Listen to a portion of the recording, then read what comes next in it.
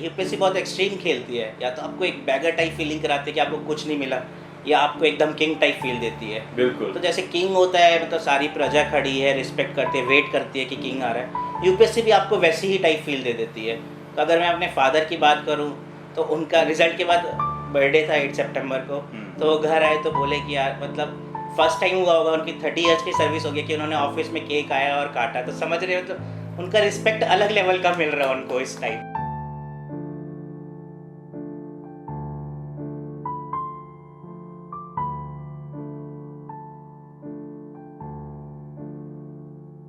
नमस्कार दोस्तों, मैं आपका गाइड रुजान, डायरेक्टर रुजान का एस एकेडमी। और आज एक बहुत ही अच्छा दिन है जहां पर आज हम आपके सामने एक ऐसे व्यक्ति को लेकर आ रहे हैं जिनका जो एकेडमिक करियर रहा है बहुत संघर्षों से रहा है। लेकिन कहते हैं कि संघर्ष की जो मिठास होती है वो सफलता तक आकर तय होती है। ऐसे ही कोई संघर्ष, ऐसा जो स्ट्रगल जो हमारी आपकी लाइफ का एक बड़ा इंपॉर्टेंट हिस्सा है, और जब हम उसको ले जाते हैं और उसको कन्वर्ट कर देते हैं सफलता में, तो उसका स्वाद कई गुना बढ़ जाता है।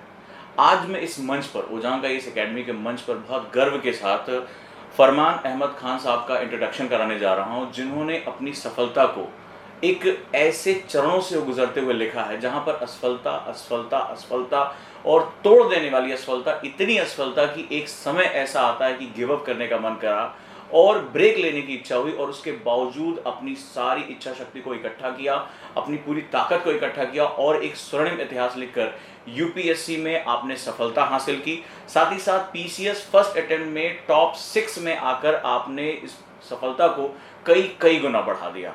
तो निश्चित रूप से आप लोगों के मन में भी बहुत कौतूहल होगा, बहुत क्यूरियोसिटी होगी कि हमारे आप जैसा एक सामान्य व्यक्ति जिसके हिस्से में उतनी ही असफलता है, उतनी ही निराशा है, उतनी ही तोड़ देने वाली जो है तकलीफें हैं, और वो कैसे अपने आप को इसमें जोड़ता है, अपनी ताकत को इकट्ठा करता है और लाख असफलताओं के बाद, समाज के दबाव के बाद, क्रिटिसिज्म के बाद अपनी एक महान सफलता की गाथा लिखता है। एक नहीं, दो एग्जाम में वो अच्छी रैंक लेकर आता है और अपना स्वर्णिम भविष्य लिखता है।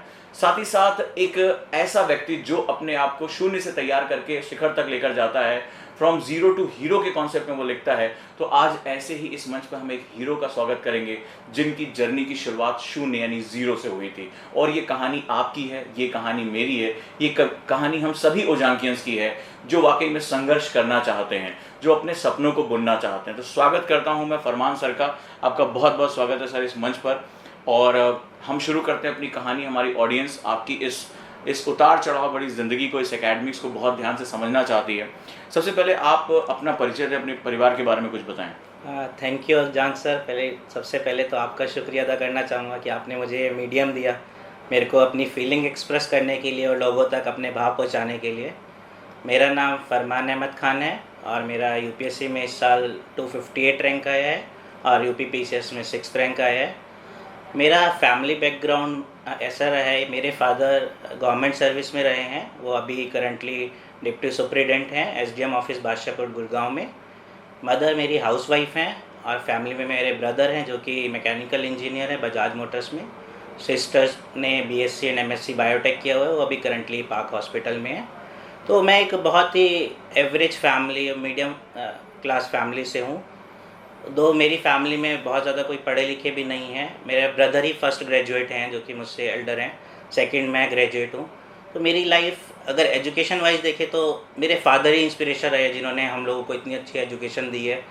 ये प्रेरित किया है कि वो आगे पढ़ें, और कभी भी फाइनेंशियली, फिज़िकली, मेंटली कभी भी इन्होंने कोई भी ऐसी अड़चन नहीं आई हमारे जीवन में कि कभी लगा कि सपोर्ट नहीं है फैमिली का। तो मेरा श्रेय सारा फैमिली को ही है जो आज मैं आपके सामने एक एज ए सिविल सर्वेंट बन के बैठा हुआ हूँ। तो शुक्रिया अदा गॉड का, फैमिली का और मेरे जितने भी मेंटर हैं ओजांग सर का, जिनकी वजह से आज मैं आपके सामने यहाँ एज ए ऑफिसर बन के बैठा हुआ हूँ।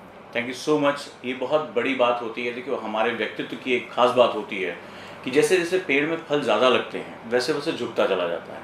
आप आज सफल हो, आज आप एक सेलिब्रिटी हो रहे हो, लेकिन उसके बावजूद भी अपनी उन मूलभूत चीज़ों को याद रखना, अपनी फंडामेंटल थिंग्स को याद रखना एक बहुत बड़ी महानता है। मैं उम्मीद करूंगा कि आपके स्वभाव में जो ये नरमी है, ये जो अपने सभी लोगों के प्रति एक सम्मान, वो हमेशा बना रहेगा। ठीक है, आगे हम लोग चलते हैं और आप कुछ अपने स्कूलिंग के बारे में बताएं। आपकी स्कूलिंग कहाँ से हुई है? मेरी स्कूलिंग गुड़गांव से हुई है, Jeevan Jyoti senior secondary public school है।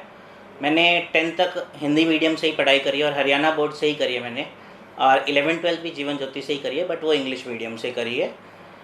उसके बाद मैंने बीटेक किया इंफॉर्मेशन टेक्नोलॉजी में महर्षि दयानंद यूनिवर्सिटी रोहतक से, एंड 2012 में मैं पास आउट हुआ, ग्रेजुएशन कंप्लीट हुई। उसके बाद से मैंने फिर यूपीएससी की तैयारी कंटिन्यूसली की है। तो ये एक बात रही, लेकिन आप सभी के दिमाग में कौतूहल होगा, क्वेश्चन होगा। हम सभी जब अपनी एक सामान्य ज़िंदगी जी रहे होते हैं, हमने बोर्ड का एग्ज़ाम दिया, कुछ भी है, या ग्रेजुएशन कर रहे होते हैं, अचानक से एक दिन एक क्वेश्चन होता है कि मुझे आईएएस की तैयारी करनी है, एक विचार आता है। लेकिन इस विचार के पीछे, कहने को तो मैं आईएएस की तैयारी करना चाहता हूँ या आईएएस की तैयारी करना चाहती हूँ सर, लेकिन इसके पीछे कोई ना कोई कहानी ज़रूर होती है, ये बात तय है। कोई आपकी भी कहानी कि किस दिन आप इंजीनियरिंग कर रहे थे, आपके बड़े भाई इंजीनियर हैं, जॉब में थे, बात आसानी से आपके घर में सब जॉब वाला नेचर था, आप कोई जॉब कर सकते थे। क्या हुआ ऐसा कि आपने यूपीएससी को चुना? हाँ सर, ऐसा है कि यूपीएससी को चुनने का जो भी मेरे अंदर मोटिवेशन या ज़ील पैदा हुई, वो मेरे फादर की वजह से ही आई। जैसा कि मैंने बताया, मेरे फादर गवर्नमेंट सर्विस में, उनकी क्लरिकल नेचर की जॉब है, तो उनके डिपार्टमेंट में हमेशा वो देखते थे कि एज ए डीएम कितनी पावर होल्ड करता है, कितना चेंज ला सकते हैं सोसाइटी में। बिल्कुल। दो मेरे फादर बहुत नॉर्मल जॉब में थे, बट वो अगर चाह के भी एक बहुत बड़ा चेंज नहीं ला सकते, क्योंकि पावर होल्ड नहीं करते हैं वो। उनको रिपोर्ट ही करना पड़ेगा, सर ये मेरी सजेशन है। सजेशन को एक्सेप्ट करना हमेशा हायर अथॉरिटी पे रहता है। तो वो जैसे घर में हम लोगों के साथ डिस्कस करते थे, या फिर मैं डेली बेसिस पे देखता था कि क्या चल रहा है, काफ़ी चीज़ें डिस्कस होती थी हम लोगों के बीच में। तो मुझे हमेशा लगता था कि एज ए डीएम कुछ बहुत बड़ा आदमी है जो पावर होल्ड करता है, सोसाइटी में कुछ बड़ा चेंज ला सकता है। तो फर्स्ट टाइम मेरे जब भी दिमाग में, मतलब बचपन से था, बट मुझे आइडिया था नहीं बहुत ज़्यादा। बट जब ग्रेजुएशन में धीरे धीरे आया, क्योंकि ग्रेजुएशन में फेज़ आता है कि आपको सोचना पड़ता है कि आप प्लेसमेंट में बैठें, जॉब करें, या फिर कोई अल्टरनेटिव आपका करियर है। तो जब 4th ईयर में मैं आया तो प्लेसमेंट स्टार्ट हो गई थी कॉलेज की, बट मैंने एक भी प्लेसमेंट में नहीं बैठा, क्योंकि उस टाइम मैंने माइंड बना लिया था कि सिविल सर्विस को ट्राई करते हैं। क्योंकि एक था कि प्राइवेट सेक्टर में मेरा जो हमेशा माइंड मेकअप रहा, क्योंकि पता था कि एक बॉस मेरे ऊपर रहेगा, मैं बहुत बड़ा चेंज नहीं ला सकता सोसाइटी में, या फिर एक बहुत ही लिमिटेड स्पेस में चेंज ला सकता हूँ। तो मैंने सोचा कि सिविल सर्विसेज की तैयारी करते हैं। और बैंक, क्योंकि फादर से इतना सुना था, तो हमेशा एक रहता है कि यार कुछ कर सकता हूँ मैं। तो एक वहीं से इंस्पिरेशन मैंने ड्राइव करी, और मैंने सिविल सर्विस की प्रिपरेशन लास्ट ईयर में करने की सोची, और अपने ग्रेजुएशन कंप्लीट 2012 में करने के बाद मैंने फिर फुल झील के साथ तब से तैयारी कर रहा हूँ मैं। यानी आपने 12th के बाद से ही अपने आप को 2012 के बाद से। हाँ, 2012 के बाद से ही अपने आप को इसमें आपने झोंक दिया जी। ठीक है। इनकी दो बातें इसमें बड़ी महत्वपूर्ण रही। एक, इन्होंने कहा कि इनके फादर एक बहुत ईमानदार जो है वो अधिकारी रहे हैं वहाँ पर जब कर्मचारी के रूप में, लेकिन उनके पास बहुत पावर्स नहीं थी। हमारे आपके परिवारों में ऐसा होता है, मेरे फादर भी गवर्नमेंट जॉब में रहे हैं, तो वो भी आके कहते थे यार वो गलत हो रहा है, लेकिन मैं कहूँ किससे, मेरी बात सुनेगा किससे, बाकी मैं अपने अधिकारी से कहूँगा उसकी दया के ऊपर है वो करता है या नहीं करता है। ये बात इनको बहुत प्रेरित की कि नहीं, अगर मेरे पास पावर आती है, मेरे पास बदलाव का जो है एक इनपुट आता है और मैं उसको करना चाहता हूँ, तो डेफिनेटली मैं कर सकता हूँ। ये बहुत बहुत बड़ा मोटिवेशन है। और दूसरा, इन्होंने एक बहुत महत्वपूर्ण बात कही जिस पे आपको बहुत ध्यान देना होगा, वो ये कि मैंने फिर सोच लिया है कि मुझे यही करना है। देखो, ये बड़ी इंपॉर्टेंट बात होती है। यूपीएससी दुनिया की सबसे बड़ी मोहब्बत है, यूपीएससी और नथिंग, मतलब अब यही करना ही है, ये शब्द बहुत इंपॉर्टेंट होता है। मुझे ये करना है और मुझे ये करना ही है, इन दोनों के बीच में बहुत ज़मीन आसमान का अंतर होता है। जो करना ही है बताता है कि अब इसके सिवा मेरा और कोई सपना नहीं है, मेरा कोई मकसद नहीं है, मुझे यही करना है। और फिर इन्होंने अपनी उस यात्रा को शुरू किया। यात्रा की शुरुआत में आप आगे चलते हैं। अब आपने डिसाइड कर लिया कि मुझे आईएएस बनना है, क्या रहा इसके बाद की जर्नी? हाँ, 2012 में जब कंप्लीट हुई मेरी ग्रेजुएशन, तो जून मंथ में हुई थी, और नेक्स्ट ईयर 2013 में, आई थिंक उस टाइम मई या जून में ही प्रीलिम्स था। तो मैंने सोचा खुद से तैयारी करते हैं, थोड़ा इंटरनेट के हेल्प से, बुक्स वगैरह, और ऑप्शनल सोचा कौन सा लेना है। तो मैंने सोचा कि एनसीईआरटी पढ़ लेते हैं, बेसिक स्टडी के लिए वही है। और जो स्टैंडर्ड बुक्स जैसे कि हमारी पॉलिटी की लक्ष्मीकांत होगी, हिस्ट्री की स्पेक्ट्रम होगी। तो मैंने सोचा यार कि हमेशा मेरा ग्रेजुएशन में रिकॉर्ड अच्छा रहा है, एकेडमिक वाइज मैं थोड़ा स्ट्रांग रहा हूँ, तो मैं खुद से पढ़ सकता हूँ और मुझे कोचिंग की ज़रूरत नहीं है। तो मैंने सोचा चलो खुद से पढ़ते हैं, तो मैंने सेल्फ स्टडी ही करी। 2012 से 13 तक कंप्लीट 1 ईयर पूरा प्रिपरेशन करी। 13 में अटैम्प्ट दिया, तो मुझे याद है उस टाइम कट ऑफ 241 गई थी, मेरा स्कोर 220 प्लस आ रहा था। तो मैंने काफ़ी लोगों से, फर्स्ट टाइम जब मैं सोचा कि यार मैं कोचिंग की तरफ जाता हूँ या फिर मैं पूछता हूँ मेंटरशिप चाहिए मुझे, क्योंकि मुझे आइडिया ही नहीं था कि इतनी कट ऑफ है, मुझे मेंस की प्रिपरेशन करनी चाहिए या नहीं। और उस टाइम मेरे बहुत फ्रेंड सर्कल भी नहीं था क्योंकि घर से तैयारी कर रहा था। तो यहाँ दो चीज़ों का लॉस हुआ मुझे, एक तो मेंटरशिप नहीं थी मेरे पास कोई, दूसरा कोई फ्रेंड सजेस्ट करने वाला नहीं था कि आपको प्रिपरेशन किस तरीके से आगे करनी है। तो यहाँ बहुत बड़ी प्रॉब्लम आई मेरे साथ। बट उस टाइम मेरा प्रीलिम्स ही नहीं हुआ था, 226 मेरा फाइनल स्कोर आया। 241 कट ऑफ थी। तो मतलब एक साल आपका एक लगा कि हाँ हम प्रिपेयर कर रहे हैं, लेकिन उस तरह से ऑप्टिमाइज नहीं कर पाए बिल्कुल बिल्कुल, जिस तरह से आपको ऑप्टिमाइजेशन करना चाहिए था। और किसी स्टूडेंट के लिए अगर प्री ही ना निकले तो ये बड़ा सेटबैक होता है, तो डेफिनेटली आपको भी उस तरह का सेटबैक एक लगा होगा। हाँ, असल में क्योंकि जैसा मैंने अभी बताया बहुत नॉलेज नहीं थी मुझे, बहुत बड़ा सेटबैक तो नहीं लगा मुझे। लगा यार फर्स्ट अटेम्प्ट मैंने दिया है और मैंने ऐसा नहीं है बहुत बड़े मार्जिन से छूट गया। 226 डिसेंट स्कोर था, मोर देन 50% किया था मैंने अचीव। तो मुझे लगा एक ट्राई और देना चाहिए। तो उस टाइम मैंने फर्स्ट टाइम था कि मेरे को मेंटरशिप और मेरे फ्रेंड सर्कल मैंने ऐसे बनाना बिल्ड किया जो कि ऑलरेडी प्रिपरेशन में जो मुझे गाइड कर सकते हैं, क्योंकि मुझे लगा एक गाइडेंस लैक कर रहा है मेरे अंदर जो मुझे एक जंप दिला सकता आगे स्कोर में। इसके बाद फिर नेक्स्ट ईयर फिर आपने क्या अपनी स्ट्रेटजी में बदलाव किया? नेक्स्ट ईयर मैंने ये बदलाव किया कि जैसे मैंने बताया कि मैंने मेंटर्स ढूंढने लगे, टीचर्स की हेल्प ली जो भी पढ़ा रहे हैं कोचिंग इंस्टीट्यूट में। और जांग सर से मेरे मेंटरशिप मतलब कांटेक्ट में आया मैं। तो इन और ऐसे कई सीनियर से बात की जो कि उस साल सेलेक्ट हुए थे, समहाउ कांटेक्ट बिल्ड करने स्टार्ट किए मैंने।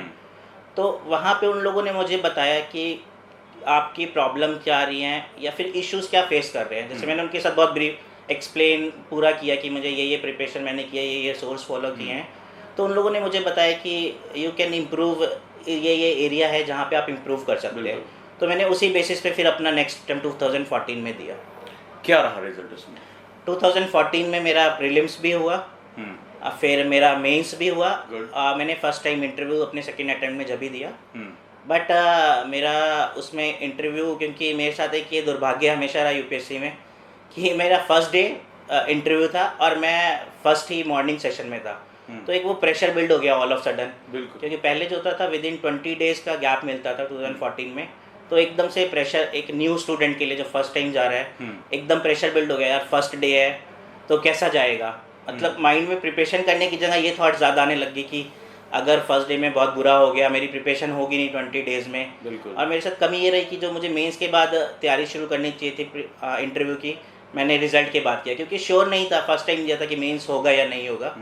बट मेंस हुआ मेरा, तो प्रिपरेशन वहाँ पे मेरी इंटरव्यू फेज़ में लैग करी। तो मेरा जब फाइनल स्कोर आया तो मेरा जीएस में बहुत एक्सेप्शनली वेल मार्क्स थे, उस टाइम मेरे 381 मार्क्स थे। और मेरा फाइनल स्कोर भी बहुत अच्छा था। बट मेरा इंटरव्यू में मार्क्स बहुत कम आए थे उस साल, 124 मिले थे मुझे और मेरा 36 मार्क्स से ही छूटा था उस टाइम। तो मेरा 731 फाइनल स्कोर था, 756 या 66 कट ऑफ थी, मुझे याद नहीं एग्जैक्टली। तो वहाँ पे मुझे लगा यार नहीं, मैं कुछ अचीव कर सकता हूँ अभी। मतलब सेकेंड अटेम्प्ट में मैंने इतना अच्छा परफॉर्म किया है, मेरा जीएस में मार्क्स आया, तो मुझे जो प्रॉब्लम है वहाँ पे काम करना चाहिए। तो मैंने फिर से दोबारा से 15 का अटेम्प्ट देने की तैयारी शुरू कर दी थी उसके बाद। Very good. तो कुल मिलाकर एक तरह से नर्वसनेस और घबराहट। बिल्कुल। और ये मैं कहता भी हूँ बार बार कि आइस व्यक्ति नहीं व्यक्तित्व कहता है। आपने कहा कि जीएस में बहुत वेल स्कोर किया, आपने बहुत अच्छा स्कोर किया, लेकिन पर्सनालिटी जब होती है तो पर्सनालिटी में लिखना, बोलना, पढ़ना, अपने आप को एक्सप्रेस करना, सारी चीज़ें होती है। और अंत में देखिए कि सब कुछ होने के बावजूद सिर्फ एक घबराहट, एक जो है जैसे कि क्या होगा, वो आपसे एक गोल्डन चांस आपसे हाथ में लेकर। इसीलिए मैं बार बार कहता हूँ आइस व्यक्ति नहीं व्यक्तित्व का इम्तहान है। इस पूरी प्रक्रिया में आपको किताबों को पढ़ने के साथ साथ खुद को प्रिपेयर करते रहना पड़ेगा, अदरवाइज ये गोल्डन चांस निकल जाएगा। तो 2 अटेम्प्ट खराब होने के बाद आगे की क्या स्टोरी रही? आगे की स्टोरी मेरी बहुत सिमिलर है, सेम लाइन पे। 15 में अगेन सेम हुआ मेरे साथ, प्रीलिम्स क्वालिफाई हुआ, मेंस हुआ, अगेन इंटरव्यू दिया मैंने। फिर 16 में भी सेम हुआ बट फाइनल सिलेक्शन नहीं हुआ 15 में। 16 में सेम रहा, प्रीलिम्स दिया, मेंस दिया, इंटरव्यू दिया, अगेन फाइनल सिलेक्शन नहीं हुआ। तो बैक टू बैक मैंने 3 इंटरव्यूज़ दिए और तीनों में फाइनल सिलेक्शन नहीं हुआ। तो 17 वाज अ, बोल सकते हैं कि डिज़ास्टर फॉर मी उस टाइम। फर्स्ट टाइम 14 गया, 15 गया, 16 गया, इंटरव्यू तक आप पहुंच रहे हैं, आप इंटरव्यू दे रहे हैं। तो यहाँ मैं एक चीज़ पूछना चाहूँगा, ऐसा क्या रहा कि सेम चीज़ बार बार दोहराई जा रही थी? आपको कोई एनालिसिस आपने किया होगा कि बेसिकली प्रॉब्लम कहाँ आ रही है, क्या वो मेंस में आ रही है, ऑप्शनल में आ रही है, इंटरव्यू इटसेल्फ ही वो जो है वो अपनी पर्सनालिटी को उस तरह ग्रूम नहीं कर पा रहे जैसे हमें ज़रूरत है? देखिए, जैसे 14 में तक तो मुझे बहुत नॉलेज नहीं हुई थी कि मेरी प्रॉब्लम एरिया कहाँ आ रही है। बट 15-16 में जब मैंने दिया, ऑफ कोर्स मुझे पता लग गया था कि प्रॉब्लम एरियाज़ कहाँ कहाँ पे मेरे। फॉर एग्जांपल, जैसे अगर मेंस की बात की तो मेंस मेरा हमेशा मार्जिन से रहा है, हमेशा 50 कट ऑफ से 50 मार्क्स ज़्यादा ही रहे हैं मेरे। तो मुझे वो बहुत इशू नहीं लगा। बट अगेन, अगर आज की डेट में मैं एनालाइज करता हूँ तो वो वहाँ पे भी इशू था। फॉर एग्जांपल, अगर मैं ऑप्शनल की बात करूँ अब, तो मेरे एवरेज मार्क्स आए, हमेशा एक्सेप्शनली वेल नहीं आए। जैसे कि ऑप्शनल में बोलते हैं कि आज के टाइम पे 300 प्लस स्कोर आना बहुत ज़रूरी है, उस टाइम में 270-80 स्कोर लाना बहुत ज़रूरी था, और मेरा स्कोर होता था 250-253। तो वहाँ पे भी 20-30 मार्क्स जो था मैं गेन कर सकता था, बट मैं कभी ध्यान ही नहीं दे रहा था उस चीज़ को। बिल्कुल। बट अगेन जो मैक्सिमम प्रॉब्लम मेरे साथ आ रही थी वो थी इंटरव्यू स्टेज पे। इंटरव्यू स्टेज पे एक तो ये प्रॉब्लम आई, मेरा 3 साल फर्स्ट डे मॉर्निंग शिफ्ट में हुआ। तो एक वो प्रेशर जो मेरा था, नर्वसनेस का कि यार फर्स्ट डे है, क्या होगा, वो 3 साल में मैं कभी भी इसको ओवरकम ही नहीं कर पाया। वो उसका एक रीज़न बहुत बड़ा था, क्योंकि मेरे फर्स्ट अटेम्प्ट में जब मैंने इंटरव्यू दिया फर्स्ट 2014 में, तो मेरे इंटरव्यू का स्कोर बहुत लो आया। तो मुझे समझने में थोड़ा टाइम लगा कि स्कोर मेरी नॉलेज की वजह से है, या एक्सप्रेस नहीं कर रहा है, या मैं पर्सनैलिटी में कुछ फ्लॉ है। क्योंकि ये बहुत अपने आप से एनालाइज करना बहुत टफ होता है। और प्रॉब्लम एक चीज़ ये भी थी, उस टाइम मेरा फ्रेंड सर्कल में ऐसा कोई नहीं था कि इंटरव्यू दे रहा था, तो डिस्कस भी नहीं कर पाया, उनको रियल इंटरव्यू का बहुत आइडिया था नहीं। या फिर मैंने जहाँ मॉक दिए वहाँ पे भी मेरे को इतना इश्यूज़ कभी उन्होंने दिए नहीं कि बहुत बड़ा फ्लॉ है कि जिसकी वजह से मार्क्स आ रहे हैं। बट जब मैंने खुद एनालाइज़ किया, 16 तक बहुत अच्छे से एनालाइज नहीं कर पाया था, बट जब आज की डेट में मैं एनालाइज कर पा रहा हूँ, तो मुझे लगा कि जो खेल था सारा इंटरव्यू में, प्रॉब्लम जहाँ मेरी आ रही थी, वो था खेल सारा सिर्फ मेरे कॉन्फिडेंस का। जो मैंने अपने माइंड को ही अपना एक बैक होल्ड पे रख लिया था कि यार मेरे से नहीं हो पा रहा है, कुछ प्रॉब्लम आ रही है। तो एक वो बहुत बड़ा, सबसे बड़ा फ्लो वहीं था। उसकी वजह से हमेशा बॉडी लैंग्वेज एक तो नेगेटिव दिखती लगती थी, दूसरा हमेशा डल नेगेटिव वाइब्स आती रहती, डल बॉडी लैंग्वेज होती थी। तो अब जब सामने एक नॉर्मल बंदा आपको बता सकता है कि यार फेस पे आपकी बॉडी लैंग्वेज बहुत डल लग रही है, तो जो इंटरव्यू पैनल है वो तो बहुत बड़े एक्सपर्ट है, वो आप घुसते ही पहचान जाएंगे यार इसमें बंदे में कॉन्फिडेंस की कमी है, तो किस तरह से आगे फील्ड पे कैसे काम करेगा। जो आज के टाइम पे अगर मैं बोलता हूँ, वो जब मैं इस साल मैंने दिया, तो इट वाज लाइक कि ऑल ऑफ सडन इतना कॉन्फिडेंस कहाँ से आ गया, इतना चेंज। उसके लिए मैंने बहुत काम किया उस पर अभी बात की जाएगी। अभी तक 16 की स्टोरी थी, तो मैंने बताया किस तरह से प्रॉब्लम फेस की। Amazing story, amazing story. 2013, 14, 15, 16 3 साल तो आप सफलता के बिल्कुल करीब पहुंच रहे हो, और आपसे वो सफलता नहीं मिल रही है। यकीन मानिए, जितने बच्चों को मैं जानता हूँ जो इंटरव्यू तक जा रहे हैं और फाइनल सिलेक्शन नहीं आते, वो लगभग वो ज़िंदगी जीने लगते हैं। मतलब उनके आसपास के लोगों का बिहेवियर चेंज रहा, तो भैया IAS बनी जाओगे, और अचानक से जब रिजल्ट आता है नहीं हुआ, तो मैं जानता हूँ कि उनके ऊपर जो प्रेशर होता है वो बहुत ज़्यादा हो जाता है। क्या आपको भी इस तरह का प्रेशर झेलना पड़ा था? बिल्कुल। 2017 की बात करें तो सबसे ज़्यादा प्रेशर मुझे जब ही फील हुआ, क्योंकि वो फर्स्ट ईयर था जब मेरे आसपास के फ्रेंड सर्कल में से सिलेक्शन होना स्टार्ट हो गया था। तो मेरे बहुत अच्छे दोस्त हैं जो उस टाइम IAS बन गए थे, प्रॉपर IAS में सिलेक्शन हुआ, कई लोगों का IPS में हुआ, सेंट्रल सर्विस में। तो फर्स्ट टाइम मुझे लगा, हम लोगों ने साथ तैयारी की, या कुछ सीनियर थे मेरे, सिलेक्शन होना स्टार्ट हो गया। तो फर्स्ट टाइम मुझे याद है 2017 में जब रिज़ल्ट आया, तो मैं घर पे था, अराउंड 6:30-7 के बीच रिज़ल्ट आया। तो आई वॉज नम, मुझे समझ ही नहीं आया कि मतलब इस साल भी क्यों नहीं हुआ। एक एक्सपेक्टेशन इतनी हाई हो जाती है, बैक टू बैक आप इंटरव्यू दे रहे हो, तो एटलीस्ट लिस्ट में नाम आना चाहिए। तो फर्स्ट टाइम मैंने अपने फादर को उस टाइम बोला था कि मुझे लगता है कि UPSC मुझसे हो नहीं पाएगा। मैंने ऑलमोस्ट गिव अप कर दिया था। मैंने उनको लिटरली बोला था कि अब मैं तैयारी नहीं कर पाऊँगा। मतलब बैक टू बैक 3, मतलब माइंड में था कि अगर नहीं हुआ 3 साल कंटिन्यूस इंटर देने का, तो मुझे लगता है कि शायद बहुत बड़ी प्रॉब्लम है, जो मैं जज ही नहीं कर पा रहा हूँ कि एक्चुअल प्रॉब्लम क्या है। तो मैंने उस time first time give up करने की सोची थी, बट मेरे फादर ने बोला नहीं, अभी तुम्हारी एज बहुत है, फाइनेंशियल कोई बर्डन नहीं, हम सपोर्ट कर रहे। तो मतलब एक पुश उन्होंने दिया कि नहीं, ऐसा नहीं होगा, तुम तैयारी करो। तो मैंने कंटिन्यू फिर तैयारी दोबारा से, काफ़ी टाइम लिया। तो मैंने 17, क्योंकि 17 में प्रीलिम्स 15-16 डेज था, तो मैंने सोचा कि इसको मिस करते, अभी नहीं देते हैं। तो मैंने गैप लिया थोड़ा, क्योंकि रिगेन होने में एनर्जी या दोबारा ज़ील लाने में टाइम लगता है, 15 डेज़ में पॉसिबल नहीं था। तो मैंने फिर 18 में प्रीलिम्स दिया उसके बाद। यानी आपने 2017 ड्रॉप कर दिया? जी। और तो देखिए कितनी ऑनेस्ट स्टोरी है। मतलब जो इंसान लगातार 3 बार इंटरव्यू फेस कर रहा है और वो कहता है अपने पेरेंट्स से कि मैं गिव अप कर रहा हूँ, शायद ये मेरा एरिया नहीं है। हमारी आपकी ज़िंदगी में ये हर पल ये कभी न कभी घटना होती है, कभी न कभी हम कोई काम होता है, शायद हम ये नहीं कर पाएंगे, शायद हम जो है वो हमसे नहीं हो पाएगा। तो डेफिनेटली मैं समझ सकता हूँ कि वो डार्क फेज़ आपका क्या रहा होगा।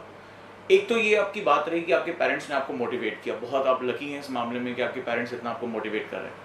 लेकिन ये तो हुई कि बाहर से हमसे कोई मोटिवेट कर रहा है, बट आपके अंदर क्या चल रहा था और आपने अपने आप को कैसे रीस्ट्रक्चर किया?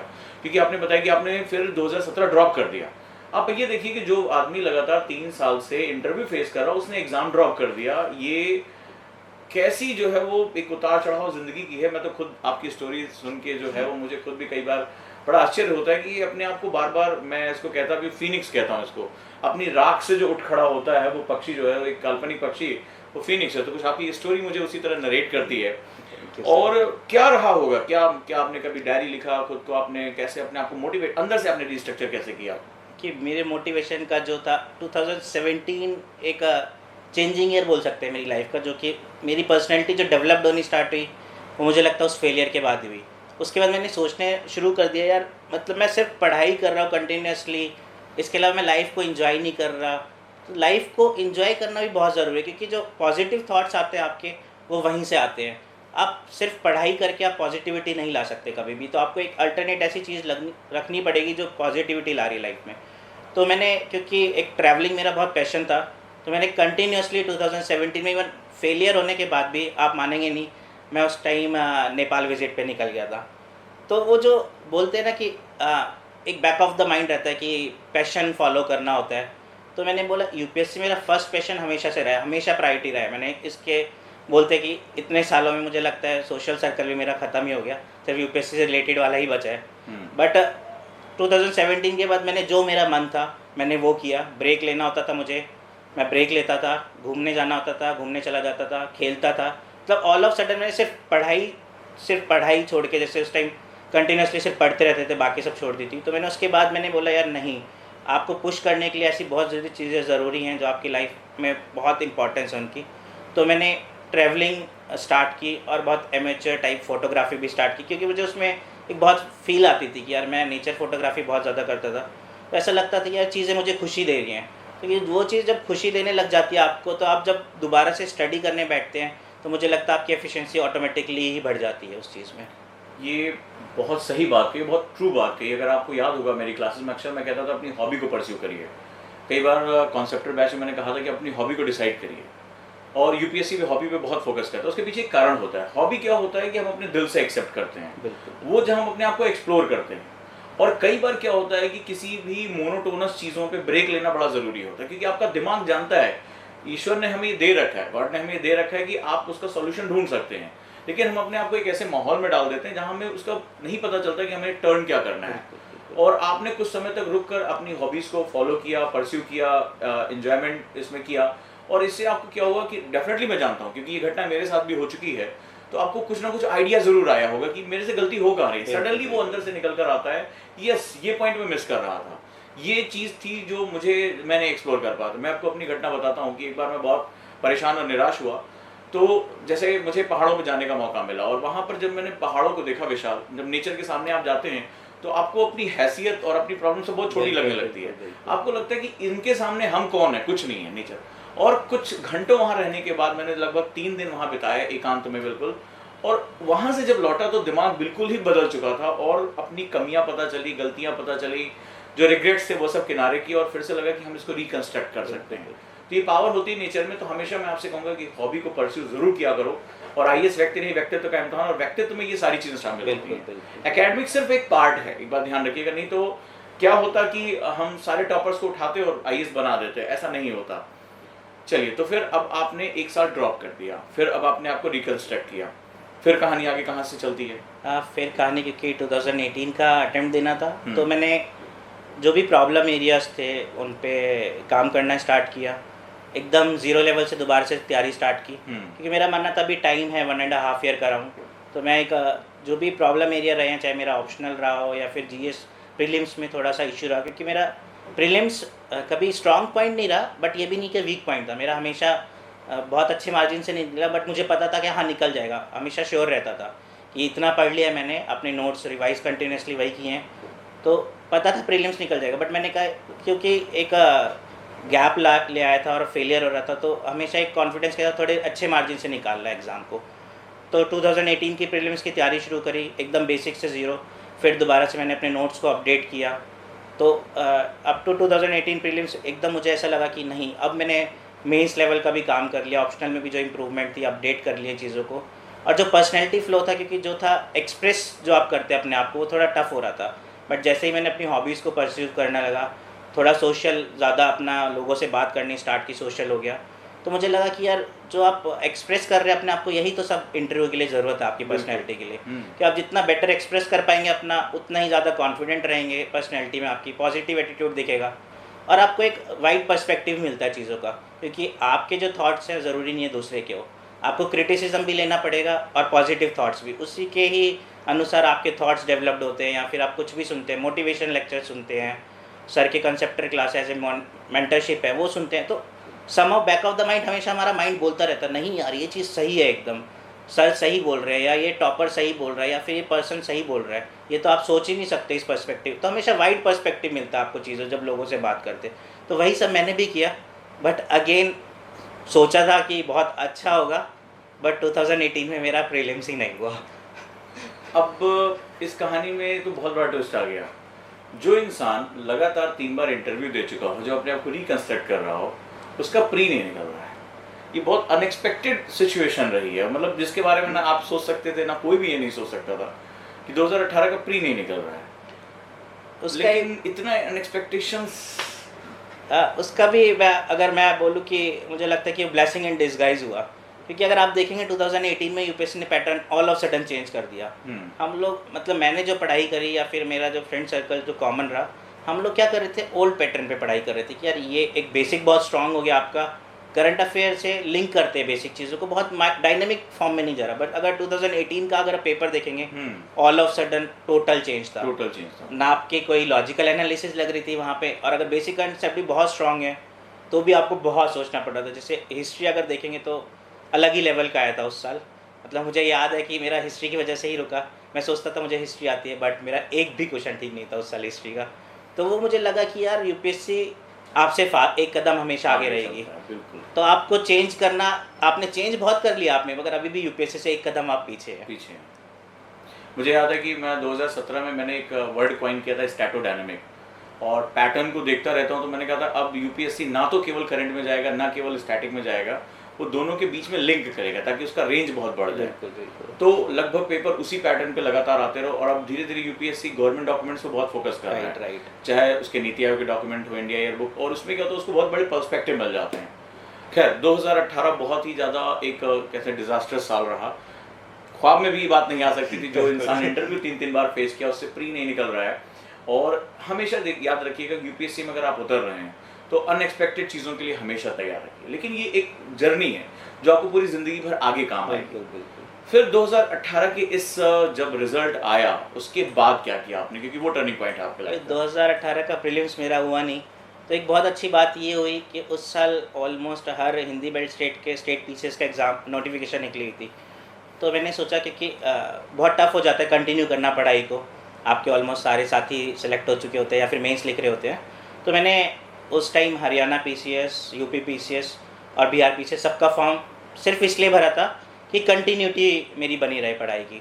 तो मैंने सब स्टेट पीसीएस का एग्ज़ाम दिया, और सारे एग्ज़ाम का उस साल मैंने प्रीलिम्स निकाला। तो मेरे लिए नेक्स्ट ईयर के लिए बहुत बड़ा बूस्टर था वो सब कि यार इस साल सब सही चल रहा है, इस साल यूपीएससी प्रीलिम्स नहीं रुकेगा। तो एक वहाँ से जो बूस्ट मिला मुझे, तो वो मेरे को लगता है कि फाइनल सिलेक्शन मेरा इस साल होने में बहुत बड़ी हेल्प करी। क्योंकि आपको लगता है कि यार प्रीलिम्स रुक गया, बट आपने जब जैसे स्टेट का एग्ज़ाम, मतलब मेरा मानना है स्टेट ज़्यादा टफ है यूपीएससी से, क्योंकि यूपीएससी को आप एक प्रिडिक्टेड लाइन पे तैयारी कर सकते हैं, स्टेट में बहुत टफ है और पैटर्न भी थोड़ा अलग रहता है। तो जब एग्ज़ाम वो मेरे कंटिन्यूस निकलने लग गए, हरियाणा का निकला पहले, फिर मेरा यूपी का निकला, फिर बिहार का भी निकला, तो मुझे लगा नहीं अब ये साल सही चल रहा है। एक पॉजिटिविटी बहुत हाई लेवल की चली गई थी, नहीं अब ठीक चल रहा है सब, तो इस साल होगा कुछ अच्छा। बिल्कुल। देखो आप इस चीज़ को एक मान के चलिए, एक पैटर्न होता है। आपने अभी जब सर से बात जब कर रहे थे तो आपने नोटिस किया कि, अगर आप लोगों ने भी नोटिस किया हो, कि बातचीत करने में एक बहुत महत्वपूर्ण चेंज आया कि जब 2018 में मैंने प्री फेलियर की बात की, उन्होंने कहा कि ये मेरे लिए एक बहुत ब्लेसिंग वाली बात होगी। अच्छा देखिए, बहुत महत्वपूर्ण बात होती है जब हम अपने फेलियर के बारे में बात करते हैं तो हम बहुत बुझे होते हैं, हमें लगता है अरे मेरे साथ बहुत बुरा हुआ, भगवान बहुत गलत कर रहा है, खुदा मेरे साथ नहीं है। बट आपने क्या कहा कि ये मेरे लिए ब्लेसिंग हो गई और मुझे अब इस पैटर्न को तोड़ने सोचने के लिए एक नया तरीका मिला। एक्चुअली में पर्सनालिटी में जो ये चेंज है ये इनबिल्ट आ जाता है, राइट? क्योंकि आप फिर हर सिचुएशन में पॉजिटिविटी देखने लगते हैं, हर सिचुएशन में अपने लिए एक ब्लेसिंग मानते हैं और आपको लगता है कि शायद अभी मुझे ऊपर वाले ने निर्देश दिए कि मुझे अभी और सुधार करना है, इंप्रूवमेंट करनी है। और देखिए नतीजा भी कितना खूबसूरत रहा। 2019 आपने जो 2013 से अपना सफर शुरू किया, जो आपने तकलीफें झेली और अपनी पर्सनालिटी में बहुत से सुधार भी आपने किए, इंप्रूवमेंट देखा और अचानक से जो है वो किस्मत ने खजाना खोल दिया आपके लिए। आज मुझे बताते हुए बहुत खुशी हो रही है, चाहे वो यूपीपीसीएस हो, टॉप 6 रैंक में आना, 6ठी रैंक लेकर आना, यूपीएससी में जो है वो प्रॉपर इतनी अच्छी रैंक लेकर आना, ये एक बहुत बड़े गौरव की बात है। और आज मैं जहाँ तक जानता हूँ कि आज आपका समय निकालना आपके लिए बहुत मुश्किल है, थोड़ी देर बाद अभी फ्लाइट है, मिलने के लिए जाना, सेलिब्रिटी हो जाते हैं। और आज आपको ऐसा लगता होगा कि वो जो पिछले 2013 से लेकर अब तक जो घाव सहे हैं, जो तकलीफें सही हैं, उन सब का मुझे जो है वो क्या हुआ, मुझे रिजल्ट मिल गया। कुछ ऐसे ही फीलिंग आ रही है? बिल्कुल सर, क्योंकि जब इस साल रिजल्ट आया, एक्सपेक्टेड डेट थी बट टाइम 11 o'clock आ गया, यूजली आफ्टरनून में ही आता है रिजल्ट। तो मेरे को याद है मैं लाइब्रेरी में ही बैठा मूवीज़ देख रहा था, ऐसी शोज़ देख रहा था, तो ऑल ऑफ सडन मेरे रूममेट जो पुराने, उनका कॉल आया, बोलते कि सिलेक्शन हो गया है। तो मुझे एकदम नम फील, मुझे पता भी नहीं लगा क्योंकि एक्सपेक्टेड नहीं था रिजल्ट इतनी जल्दी आ जाएगा। अर्ली मॉर्निंग में यूपीएससी यूजली नहीं निकालती, तो मुझे बिलीव नहीं हुआ। मैंने उनको बोला फ़ोन रखिए, तो मैंने फिर रिज़ल्ट देखा तो मेरा नाम, दो वो भेज चुके थे मुझे पर्सनली व्हाट्सएप पे, तो मैंने देखा तो मेरी फ़र्स्ट टाइम फीलिंग आई यार, मतलब इस साल मतलब हो गया मेरा, समझ भी नहीं आया मुझे मतलब एक्सपेक्ट ही नहीं किया था। दो बहुत पॉजिटिव था मैं इस साल, सही बता रहा हूँ। इवन सुबह मेरे दोस्त जानते हैं, मैंने जो सुबह स्टेटस लगाया था तो मैंने यही स्टेटस था कि गॉड हेल्प इज़ नियर, इस टाइप का मैंने कुछ स्टेटस लगाया था। तो मतलब मुझे एक बोलते अर्ली मॉर्निंग में एक वाइब सी आ रही थी कि यार कुछ आज अच्छा होने वाला है। कभी नेगेटिव थॉट्स आने नहीं दिए इस चीज़ को लेके, बट ये था कि रिज़ल्ट पॉजिटिव आए या नेगेटिव आए, अपनी लाइफ बहुत वेल डिफाइंड एक पाथ पे निकल चुकी है, कुछ अच्छा होगा ज़रूर। तो जब रिज़ल्ट आया तो मैंने फर्स्ट अपनी मदर को कॉल की, मदर ने कॉल ही नहीं पिक करी। फिर मैंने फादर को बताया, तो क्योंकि बीइंग फादर मेरे, क्योंकि इस जर्नी में एकदम कनेक्टेड रहे हैं, उनको पता है क्या हुआ। जैसे ही मैंने उनको बोला तो उनकी आंख में एकदम आंसू थे, और ऑफिस में ही थे वो ऑफ कोर्स। जैसे उन्होंने मतलब ऑफिस में बताया तो अलग ही खुशी की रहल थी, जो मैं मतलब एक्सप्लेन भी नहीं कर सकता, बियॉन्ड वर्ड है वो चीज़, कोई नहीं कर सकता इसको। तो एक दो दिन तो मुझे खुद नहीं समझ आया, एक सिंक इन होने में बहुत टाइम लगता है कि सक्सेस मिल जाती है। क्योंकि कल तक मैं एक सेकंड पहले बहुत नॉर्मल सा पर्सन था, ऑल ऑफ सडन इतनी कॉल्स, अनलिमिटेड कॉल, कि मैं कॉल उठा भी नहीं पा रहा हूँ। मतलब मैक्सिमम कॉल मुझे लगता है मुझे रात को 3-4 बजे तक मुझे सिर्फ इस वजह से जागना पड़ा है मैसेज का रिप्लाई, क्योंकि मुझे पता है जो फ्रेंड सर्कल का अगर रिप्लाई नहीं करूँगा तो अगले दिन वो विश करने की जगह गाली आएंगी उनकी। तो ये चीज़ रहती है, तो ऑल ऑफ सडन आपका चेंज हो जाता है इतना बड़ा आपकी पर्सनैलिटी में। मुझे लगता है सिर्फ एक यूपीएससी एक ऐसी फील्ड जो मैंने अपनी लाइफ में देखी है कि विद इन सेकेंड में आपको एक लो प्रोफाइल से एक हाई प्रोफाइल पे ले जाती है, आपके कनेक्शन बिल्ड होने स्टार्ट हो जाते हैं। बट हमेशा इस सक्सेस को आपको अपने दिमाग पे हावी नहीं होने देना है, क्योंकि एट द एंड आप उस सोसाइटी से बिलोंग करते हैं जो कि एक बहुत नॉर्मल सोसाइटी है। बिल्कुल सही। आप जितने ही नॉर्मल रहेंगे या नॉर्मल तरीके से बात करेंगे लोगों से, उतना ज़्यादा अप्रिशिएट करेंगे, उतना रिस्पेक्ट मिलेगा। और मुझे लगता है कि जो अप्रिसिएशन और रिस्पेक्ट है उसकी वैल्यू बियॉन्ड है किसी भी चीज़ के लिए। तो मतलब हमेशा कोशिश करिए कि हमेशा एक नॉर्मल बिहेवियर अपना जो पहले था वैसे ही रखें, तो ज़्यादा अच्छा रहेगा। इसमें एक बड़ी मज़ेदार चीज़ मैं पूछना चाहता हूँ, आपके फादर ऑफिस में थे, जी जी, सबसे ज़्यादा नियर थे आपके, जिस क्षण आपने उनको ये इन्फॉर्मेशन दी आपका, उसमें उनके ऑफिस में क्या माहौल हुआ या उन्होंने कैसा रिएक्ट किया? देखिए उस दिन तो क्योंकि मैं बात नहीं कर पाया था, मैं शाम को घर गया क्योंकि बाहर था, मैं रात में गया। तो बात हुई मेरी, उनके जो बॉस हैं एसडीएम थे उनसे बात हुई, या फिर जो डिप्टी कमिश्नर गुड़गांव है उनसे भी नेक्स्ट डे मिला। तो मुझे याद है डैड मतलब मिठाई का माहौल या खुशी का माहौल था। तो उनका फ़ोन भी आया, तो मतलब क्योंकि मैं उनको पहले से जब प्रिपरेशन शुरू करी थी तो मुझे उस टाइम एक बार मिला था मैं, वो उस टाइम एसडीएम हो गई थी, पहले सीटीएम थी मैम। तो मतलब डैड बता रहे थे कि मतलब मैंने कुछ नहीं किया, वही सब इतनी खुश थे कि वही मिठाई बांट रहे थे सब जगह पूरे ऑफिस में। तो समझ सकते हैं कि आप डैड एक नॉर्मल एम्प्लॉई हैं, उनके बॉस तो कितना प्राउड मोमेंट होता है वो उनके लिए। मतलब आज भी मैं देखता हूँ, मतलब जो भी मेरे यूट्यूब पे वीडियो है मैं कंटिन्यूस करता हूँ, मेरे डैड कंटिन्यूसली लूप पे लगा के रखते हैं। मैं उनको बोलता हूँ ऐसा कुछ है नहीं इन सब में, मतलब आपके सामने। तो बोलते हैं मतलब मुझे जो खुशी मिलती है इन सब चीज़ों से, मतलब तुम समझोगे नहीं। तो मतलब वो बहुत बड़ा पल है उनके लिए, जो मतलब मैं आज भी नहीं सोच सकता कि उनके लिए कितना बड़ा पल इस है। बात को अपने दिलो दिमाग, मेरे मेरे शरीर में एक रोमांच आ रहा है, सोच के ही रोमांच आ रहा है। आप अपने पेरेंट्स को इससे बड़ा गिफ्ट नहीं दे सकते।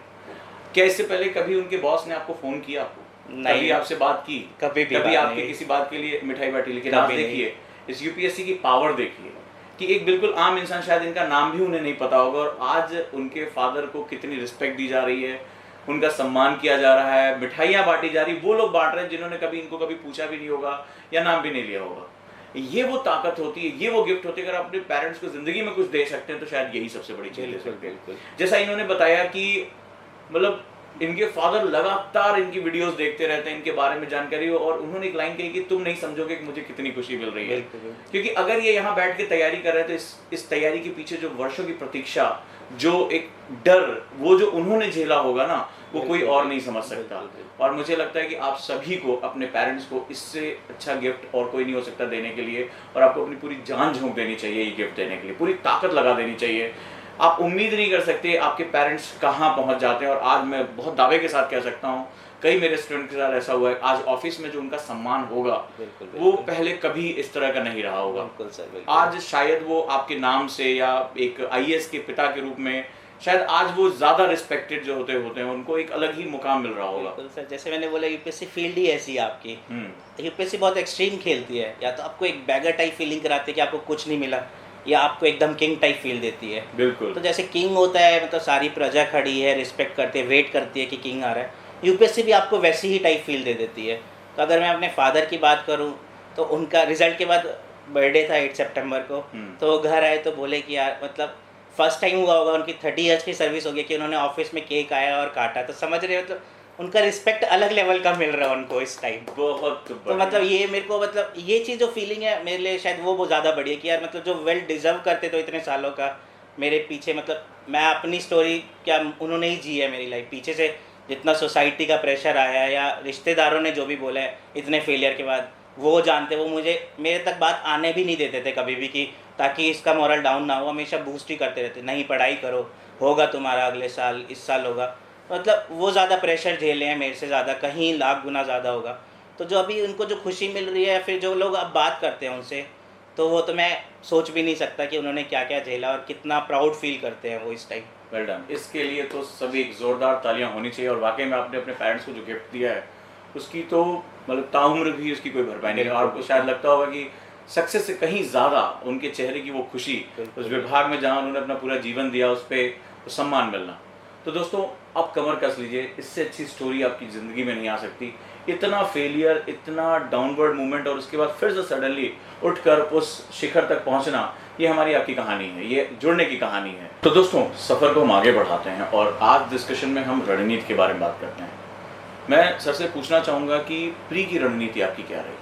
हाँ देखिए, जैसे तो सब लोग पढ़ते ही हैं, एनसीईआरटीज़ पढ़ते हैं, स्टैंडर्ड टेक्स्ट पढ़ते हैं, बट उसके बियॉन्ड कुछ चीज़ें ऐसी होती है पढ़ने के बाद भी प्रीलिम्स नहीं होता। तो एक चीज़ जो ज़रूरी है यूपीएससी के मेंस, प्रीलिम सब स्टेज पे, कि प्रैक्टिस करना बहुत ज़रूरी है चीज़ों को। बिल्कुल। तो जब तक आपके पास फर्स्ट प्रायोरिटी, तो हमेशा हमें हर किसी की यही होनी चाहिए कि यूपीएससी सिलेबस आपको पता हो क्या पूछ रहा है। बिल्कुल। कि कुछ चीज़ें जैसे अगर आप पढ़ेंगे प्रीलिम्स में साफ साफ फ्रीडम स्ट्रगल ऑफ इंडिया लिखा हुआ है, तो मतलब वो बहुत इंपॉर्टेंट टॉपिक है ऑटोमेटिकली। तो आपको जो फेज़ है 1905 से 47, अगर आप पेपर भी देखेंगे तो मैक्सिमम क्वेश्चन यहीं से पूछ लेता है, लिंक होता है आगे पीछे का। तो आपको वो चीज़ प्रायोरिटाइज़ करना बहुत ज़रूरी है। उसमें क्या है कि आप अगर खुद नहीं कर सकते तो आपका मेंटर या गाइडेंस है जो वही हेल्प करेगी।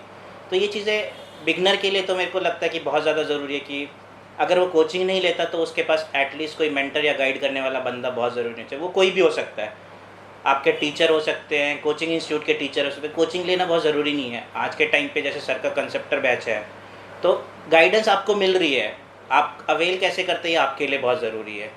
तो प्रैक्टिस करिए, सिलेबस रखिए, प्रैक्टिस करिए। यूपीएससी के प्रीवियस ईयर के पेपर हमेशा देखते रहिए, क्योंकि आप देखेंगे पैटर्न किस तरह से शिफ्ट हो रहा है आज के टाइम पे, किस टाइप के क्वेश्चन पूछ रहा है, कौन सा एरिया बहुत इंपॉर्टेंट है, वो आपको ध्यान में रखना बहुत ज़रूरी है आपकी तैयारी करते हुए ऑटोमेटिकली। तो जब उसके आप कई लोग होते हैं नोट्स बना के प्रिपेयर करते हैं, कई लोग होते हैं बुक से ही पढ़ते हैं, तो ये पर्सन टू पर्सन वेरी करता है। आप किस तरह के स्टूडेंट है ये आप डिसाइड करेंगे, और वो किस तरह से डिसाइड करेंगे, आइदर आप सेल्फ एनालिसिस करिए या पीयर ग्रुप में फ्रेंड से पूछिए, या जो भी आपके मेंटर है या गाइड कर रहे हैं आपको उनसे पूछिए। ये चीज़ें जब तक आपके माइंड में सेट होंगी उसके बाद ही मेरा मानना है स्ट्रैटेजी अपनी बिल्ड करनी चाहिए। तो पहले आपको पता चलना चाहिए आप किस टाइप के स्टूडेंट हैं। बिल्कुल, ये बहुत ज़रूरी है। देखिए, एक तो पहली बात, सफ़र बहुत लंबा है। जो मैंने अपनी व्यक्तिगत जीवन में महसूस किया है कि जैसे आपने एक बहुत प्रिसाइज़ बात की, कोचिंग एंड मेंटरशिप। तो कोचिंग में जैसे कि भीड़ में बैठा है, आप आए, आपने नोट डाउन किया, घर चले गए, आपके अंदर क्या पॉजिटिव है, क्या निगेटिव है, कौन केयर कर रहा है। एक होता है मेंटरशिप प्रोग्राम, जैसे आप कॉन्सेप्टर बैच से जुड़े रहे और इसकी पॉजिटिव और इसकी जो थीम है वो सब जानते हैं। तो एक मेंटरशिप होता है जहाँ आपकी स्किल्स पे बहुत फोकस किया जाता है। आपने अगर सर की पूरी कहानी सुनी है तो आपने देखा कि इनकी लाइफ में बड़े टर्निंग पॉइंट्स हैं। जब इन्होंने खुद से क्वेश्चन पूछे कि मेरी पर्सनैलिटी में कमी क्या है कि मैं वहाँ तक पहुँच के सक्सेस नहीं हो पा रहा हूँ, तो कई बार ये क्वेश्चन पूछना, इसके बारे में बताना कि इसको इम्प्रूव कैसे करना है, क्योंकि सफलता तो सफलता होती है। आप इंटरव्यू से लौटे, आप मुझे बता रहे थे जब डिस्कशन हमारी चल रही थी कि कैसे रिश्तेदारों ने क्या क्या बातें कही। कोई नहीं मतलब है कि आप इंटरव्यू से लौटे, कैसी कैसी बातें की जाती थी, कितना प्रेशर डाला जाता था। ये तक इनसे कहा गया कि भाई आप अपने माँ बाप का पैसा फूंक रहे हो, दिल्ली में बैठे, कुछ आपसे कोई लेना देना नहीं है।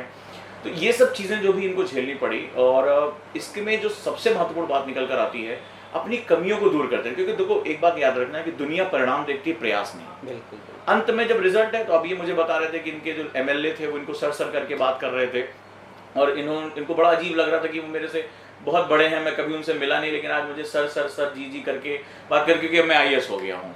तो ये बड़ा महत्वपूर्ण जो है वो सेगमेंट होता है। तो हमेशा मेंटरशिप के साथ रहिए, जहाँ पर आपकी जो कमियां हैं उन पर ध्यान दिया जाए। जो कोचिंग का बेसिक थीम है, जो पहले दिन से ही मैं लगातार कहता आया हूँ, अपनी एकेडमी मैंने करने की कोशिश भी की है कि पर्सनल एक अट्रैक्शन हो, एक जहाँ अटैचमेंट हो टीचर के साथ, जहाँ पर आपकी कमियों पर काम किया जाए।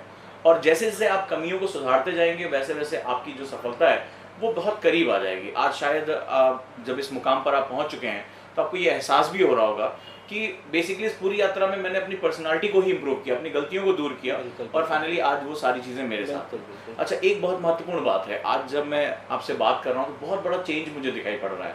पहले के कंपेरिजन में बहुत बड़ा चेंज है बात करने, अपनी बात को कहने में। अब ये समझिए कि ये कोई चुरा नहीं पाएगा। अब ये जिंदगी भर इनकी अपनी एक एबिलिटी हो गई, जो इस पूरी प्रक्रिया में सीखा उन्होंने, अभी इनकी पूरी लाइफ टाइम एबिलिटी है।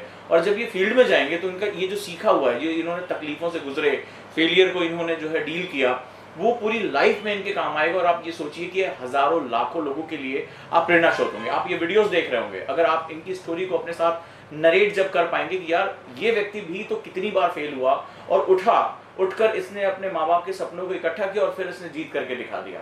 तो अगर ये कर सकते हैं तो हम क्यों नहीं कर सकते? क्या ऐसा, मैं अगर इनकी पर्सनालिटी में अगर ऊपर से मैं देख के कहूँ कि क्या 6 पैक एप्स हैं, या जो है 6.5 फीट के मॉडल है बहुत बड़े, क्या ऐसा है जिसमें आप इनको एक्स्ट्रा ऑर्डिनरी कहोगे? नहीं, ये आपकी और हमारी तरह बहुत सामान्य से व्यक्ति हैं। ठीक है, बहुत सामान्य से व्यक्ति हैं, आप भीड़ में शायद पहचान भी ना पाओ, लेकिन एक चीज असामान्य रही है और वो है इनका दिमाग। और दिमाग के अंदर क्या असामान्य रहा? वो रहा है एक, जिसे कहते हैं कि एक जिद, एक डिटर्मिनेशन, कि अगर करना है तो करना है, यूपीएससी और नथिंग। ये जो जिद होती है, ये जो अपने सपनों के लिए एक आग होती है, डिजायर होती है, यही इंसान को असामान्य बनाती है, यही एक्स्ट्रा ऑर्डिनरी बनाती है। मैं सही हूँ? बिल्कुल सर, बिल्कुल सही बात बोली आपने, और यही सच्चाई। और आपको भी ये चीज सीखना पड़ेगा। आपका शरीर, आपकी हैसियत समाज में, आपका कोई मतलब नहीं। आप गरीब हो, हिंदी माध्यम से हो, गांव के हो, अरे भाई मैं आईएएस नहीं बन सकता, क्यों नहीं बन सकते? तुम्हारा दिमाग तो एक अलग एक यूनिट है, इसको सशक्त करो कि अगर सपना मैंने देखा है तो मैं इसको पूरा करके रहूंगा। और मुझे नहीं लगता कि इससे अच्छी स्टोरी आपको पिछले कुछ सालों में देखने और सुनने को मिली होगी। आगे चलते हैं और हम मेंस की स्ट्रेटजी के बारे में बात करते हैं। तो मेंस की स्ट्रेटजी आपकी क्या रही? बहुत क्रूशियल होती है। मेंस सर मेरा हमेशा से एक बहुत स्ट्रॉन्ग पॉइंट रहा है, क्योंकि राइटिंग एबिलिटीज़ मेरी हमेशा से स्ट्रॉन्ग रही है। कॉलेज टाइम से, स्कूल टाइम से कंटिन्यूसली मैं लिखता आया हूँ, और उसमें मेरे को हमेशा हेल्प की है कि मैं हमेशा से नोट्स बनाता था अपने। बहुत बढ़िया। कॉलेज टाइम में इवन मेरे को याद है, जो भी मेरा फ्रेंड सर्कल था, मैं नोट्स बनाता था। वो लोग एज ए इंजीनियर क्या होता है, लास्ट डे ही पढ़ते हैं हम लोग, बट मैं हमेशा से थ्रू आउट कंटिन्यूसली नोट्स बनाता था अपने। तो उस टाइम भी उनकी हेल्प करता था। तो वही आदत सिविल सर्विसेज में भी मेरी कंटिन्यू रही। करंट अफेयर के डेली बेसिस पे मैं नोट्स बनाता था, और जीएस के भी मेरे सेग्रीगेट नोट्स थे। तो हमेशा मेरे को नोट्स ही हेल्प करें मेरे कि अच्छे मार्क्स लाने, क्योंकि यूपीएससी जो मैं इतने सालों में समझा, जो आपकी यूनिकनेस है वही अप्रिशिएट करती है, यही डिफ्रेंशिएट भी करती है आपको दूसरों से। आप देखते हैं कि किसी के 450 मार्क्स आ रहे हैं और आपने जिसके साथ तैयारी करी है उसके 500 आ रहे हैं या 400, तो डिफरेंस कहाँ पे आ रहा है? दो आपने सब कुछ सेम सोर्स पढ़ा है, बट डिफरेंस आ रहा है आपकी यूनिकनेस पे। आप किस तरह से अपनी पर्सनैलिटी को वहाँ पे दिखा पा रहे हैं, किस तरह से थॉट्स आपके वो एक्सप्रेस करते हैं आंसर शीट में, वही डिफरेंस क्रिएट करते हैं आपके मार्क्स में बस। बिल्कुल, बहुत बढ़िया बात कही है। यानी आपको हमेशा एज लेके चलना पड़ेगा। बिल्कुल बिल्कुल आपकी रीडिंग, आपकी राइटिंग, ये इसीलिए मैं कहता हूँ आईएएस व्यक्ति नहीं, व्यक्तित्व का इम्तिहान है। पर्सनालिटी आपको डेवलप करना, और ये सब कुछ आप बोलते कैसे हैं, आप लिखते कैसे हैं, आपकी रीडिंग स्पीड कैसी है, बिल्कुल, बिल्कुल। आप कितने विविड नेचर से पढ़ते हो, क्योंकि आप जब अलग अलग नेचर से पढ़ेंगे तभी आपके विचार भी उतने ही बिल्कुल। जो थॉटफुल होंगे और आप जो है अपनी कॉपी में कर पाएंगे। तो ये सबको इकट्ठा करके करने का नाम ही यूपीएससी की प्रिपरेशन की प्रक्रिया है। खैर, क्या आप अब इंटरव्यू के बारे में बताना चाहेंगे कि इंटरव्यू के लिए, क्योंकि आपके लिए ये बहुत ही बुरे सपने की भी तरह रहा और आपकी लाइफ में जो बहुत पर्सनैलिटी चेंज करने का रीज़न वो भी यही रहा, तो उसके लिए आप क्या कहेंगे? देखिए, मैंने 4 टोटल इंटरव्यूज़ दिए हैं, तो मतलब मैं ये आपको ज़रूर बता सकता हूँ कि क्या क्या नहीं करना चाहिए इंटरव्यू में। बहुत बढ़िया। क्योंकि क्या करना चाहिए वो ऑलमोस्ट मुझे लगता है हर कोई बात बताता है और आपको भी पता है। पहली बात, आपको क्या नहीं करना, आपको अपनी पर्सनैलिटी जानना बहुत ज़रूरी है। जो भी फ्लॉ हैं आपको जानना बहुत ज़रूरी है। उसके लिए क्या ज़रूरी है कि आप जब तक एक्सप्रेस नहीं करेंगे अपनी पर्सनैलिटी को, ना ही कोई आपको बता सकता है फ्लो क्या है, ना ही कोई गाइड कर सकता है आपको कि प्रॉब्लम एरिया क्या है। तो आपका फर्स्ट स्टेप यही होना चाहिए, आप क्या सोच रहे हैं, क्या नहीं सोच रहे, वो एक्सप्रेस करें। सही गलत मायने नहीं रखता यूपीएससी के इंटरव्यू फेज़ में। आप किस तरह से, आपका पॉइंट ऑफ व्यू है, क्या व्यू है किसी भी प्रोसेस को लेके या थॉट है, वो बहुत ज़्यादा मैटर करता है। तो जब तक आप एक्सप्रेस नहीं करेंगे तो आपको पता ही नहीं लगेगा आप सही बोल रहे हैं या नहीं। तो वेरी बेसिक चीज़ है कि आप एक्सप्रेस करें, कुछ भी एक्सप्रेस हो। तो जैसे ही आप कैसे कर सकते हैं, स्टार्टिंग से ही, जैसे आप क्लास करते हैं कोई भी, तो आप क्वेश्चन रेज करते हैं। तो कई लोगों का होता है, यार मैं बहुत अटपटा सा सवाल पूछ रहा हूँ, ये पूछना ही नहीं चाहिए। बट आपका क्वेश्चन पूछना ही आपके लिए कॉन्फिडेंस का रीज़न बन सकता है। क्योंकि 500 बच्चों की क्लास में आप हैं जिसने क्वेश्चन पूछा, तो मतलब क्या हुआ कि आप 500 बच्चों से डिफरेंट हैं। तो आप एक्सप्रेस कर रहे हैं अपने आप को, गलत सही कुछ होता ही नहीं है यूपीएससी फील्ड में।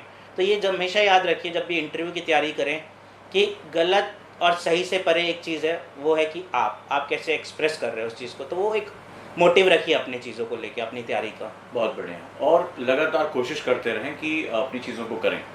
न्यूज़पेपर को कितना इंपॉर्टेंट मानते हैं इस पूरी तैयारी में? न्यूज़पेपर की बहुत ज़्यादा इंपॉर्टेंस है, क्योंकि आज के टाइम में अगर आप देखेंगे मेनली करंट अफेयर्स से ही लिंक्ड है चीज़ें, चाहे वो प्रीलिम्स हो, मेंस हो या इंटरव्यू। आपको, क्योंकि एक ह्यूमन माइंड होता है, आप फॉर एग्जांपल कोई भी पेपर बना रहा है मेंस का या पीटी का, तो वो भी एक एग्जामिनर, ये ह्यूमन बीइंग है।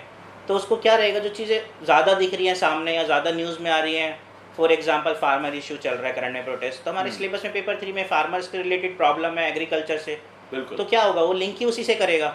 आप इसके beyond as a human being कहाँ तक ले जाएगा उसको। और दूसरी चीज़ ये भी है कि वेल डिफाइंड सिलेबस के अंडर ही बनाना है आपको पेपर। आप सोचते हैं कि नहीं बाहर की चीज़ है, बट वो लिंक होती हैं सिलेबस से, तो आपको वही जज करना है करंट अफेयर में। तो न्यूज़पेपर पढ़ना is not a big challenge, newspaper किस तरह से पढ़ना है वो चैलेंज बहुत बड़ा है।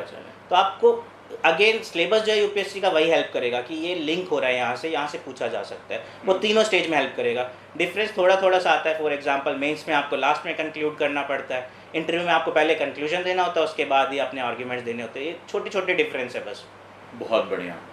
अच्छा, एक बहुत क्रूशियल चीज़ है, मैं ज्योग्राफी ऑप्शनल पढ़ाता हूँ और मैं लगातार बच्चों से ये कहता हूँ कि ऑप्शन में आपको जीएस के कंपैरिजन में दुगना टाइम देना पड़ेगा। मतलब आप एक बार में सोचें कि आप ऑप्शनल का सिलेबस पूरा कर लें और जिस साल आपको एग्जाम देना उस साल हम ऑप्शनल पढ़ेंगे और उसके बाद हमारा निकल जाएगा।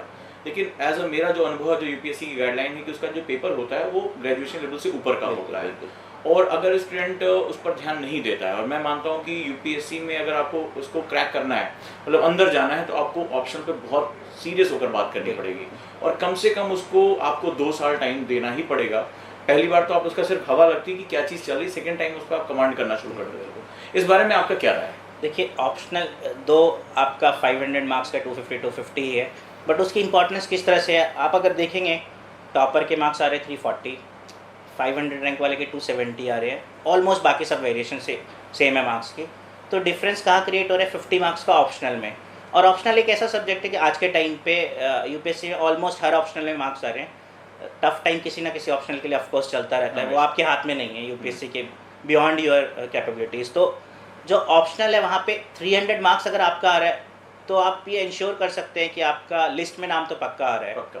क्योंकि जीएस में एक आप एवरेज परफॉर्म भी कर रहे हैं, थोड़ा सा बेटर ही करेंगे। जब ऑप्शनल में आपने इतनी मेहनत की है तो मैं एक्सपेक्ट करता हूँ कि जीएस भी आपका अच्छा होगा, इससे भी अच्छा होगा। तो आप इंटरव्यू तो पक्का दे रहे हैं। और अगर आपका मार्क्स जीएस में भी अच्छा है और ऑप्शनल में आपने 300 प्लस एज ले लिया, 300 प्लस कितना भी मार्क्स आता है वो आपके लिए एज है, कितना भी 10 मार्क्स 20 मार्क्स 30 मार्क्स तक लोग लाते हैं। तो यही जो मार्क्स होते हैं आपके रैंक इंप्रूव करने में हेल्प करते हैं। अगर आप देखेंगे 100 रैंक और 200 में बहुत ज़्यादा मार्जिन नहीं होता मार्क्स का, 10 to 15 मार्क्स यही निपट जाते हैं। अगर आपका ऑप्शनल बेटर है, चाहे वो ज्योग्राफी हो, चाहे जैसे मेरा एंथ्रो रहा हो या पब एड हो, पॉलिटिकल साइंस, लोग एज यहीं उठाते हैं या फिर इंटरव्यू स्टेज में एज उठाते हैं। वो भी अगेन आपके हाथ में नहीं है इंटरव्यू के मार्क्स, मगर ऑप्शनल के मार्क्स आपके हाथ में है। आप डिसाइड कर सकते हैं कि आप किस लेवल की प्रिपरेशन। इसलिए जो ऑप्शनल की प्रिपरेशन है उसको भी, जैसे आज के टाइम पे देखेंगे कि डायनामिक फॉर्म में जा रहा है ऑप्शनल, आपको समझ ही नहीं आता पूछ क्या रहा है, तो उसमें भी आपको अप टू डेट रहना ही पड़ेगा। तो ऐसा नहीं है कि एक बार प्रिपेयर कर लिए नोट्स आपके तो हो गया ऑप्शनल, आपको डेली बेसिस में कुछ ना कुछ अपडेट करते रहना पड़ेगा उसमें। बहुत बढ़िया बात है। और मैं ये भी सर से भी आप मेरी डिस्कशन हुई कि अगर जिस साल आपको एग्ज़ाम देना है, कम से कम 2-2.5 साल पहले आप ऑप्शनल की तैयारी को बहुत संजीदा तरीके से शुरू कर दें। मतलब अगर आप चाहे कॉन्सेप्टर पे हों, चाहे भी आप अंडर ग्रेजुएट हों, क्योंकि मुझे जहाँ तक लगता है कि इसमें अपनी गलतियों को छानने में, इसको पूरा करने में, अपडेशन करने में, इस पे आंसर राइटिंग, इसमें कई चरण होते हैं। लोगों को लगता है कि शायद 500 मार्क्स है, छोटा सा पोर्शन है। मुझसे ये क्वेश्चन पूछा जाता है, सर सबसे कम टाइम में कौन सा ऑप्शनल तैयार हो जाएगा, हम वही ले लेंगे। ये इतने ज़्यादा जो है वो एक मिथ है जो बिल्कुल यूपीएससी कभी किसी सब्जेक्ट के साथ पार्शियलिटी कर ही नहीं सकता। बिल्कुल। और हर सब्जेक्ट के अंदर तमाम जो है वो एक गूढ़ चीज़ें छुपी होती हैं। और आप यकीन मानिए कि आप ऑप्शन को बहुत ही सीरियस के साथ होके आप तैयार करें और आप समय से पहले तैयार करें। बिल्कुल। आप ये मान के चलें कि इसमें मुझे 1 साल एक्स्ट्रा और देना पड़ेगा, और यूपीएससी खुद कहता है कि इसमें हमें स्पेशलिटी की ज़रूरत है। और आप तभी जो है अपनी गलतियों को सुधार पाएंगे। और बहुत अच्छी बात सर ने कही है कि अगर आप 300 प्लस के आसपास जा रहे हैं तो ये श्योर है कि आप फाइनल लिस्ट में आपका नाम आ ही जाएगा। इसके बाद आप एथिक्स का पेपर और एसए के पेपर को आप अच्छी तरह संभाल ले जाते हैं तो फिर आप जो रैंक चाहते हैं वो रैंक आपको मिल जाएगी और आप अपनी सर्विस में कुछ बहुत अच्छा कर पाएंगे। कोई और सजेशन आप हमारे बच्चों को देना चाहेंगे, हमारी ऑडियंस को देना चाहेंगे कि वो किस तरह से, अगर बिगिनर हैं, हमारे साथ बहुत बड़ी संख्या ऐसे बच्चों की जो अंडर ग्रेजुएट हैं, तो उनके लिए आप क्या एक प्लान और सजेशन देना चाहेंगे?